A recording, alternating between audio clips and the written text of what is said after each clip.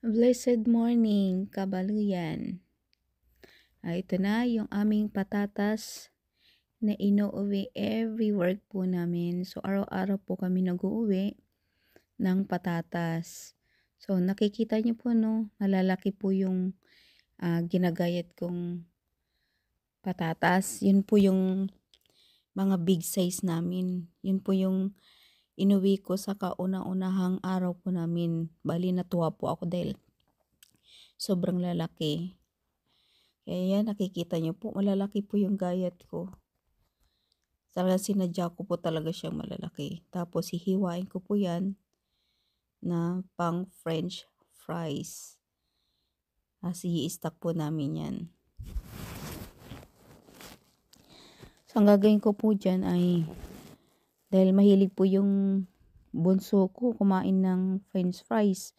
So, naisip ko na lang na ganyan ang gagawin ko. Magiging stack dyan sa freezer po namin. Kasi every time na umuwi siya ng galing school, maglalabas siya ng fries para maya-maya tsaka niya i-air fryer. Mahilig kasi magkain ng patatas. Kaya sabi ko, kahit kumain ka lagi ng patatas, basta i-air fryer mo lang. Ayan, hinugasan na po natin mga kabaluyan.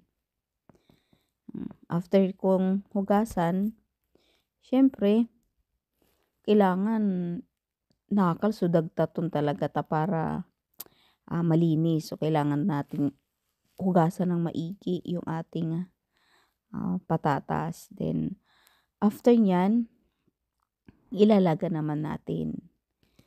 Tapano, unlambot may kien fries. Tapano no, sublaya prito dala, malambot la, aluan kin, anawot may kin french fries tayo. Kaya, kabalo yan, libre. So, patatas tayo, sambuton tayo. So, man-stack ya patatas para libre lay. Isali tayo patatas. Ang tayo mabli. So, patatas dya, dolyar. O, diba?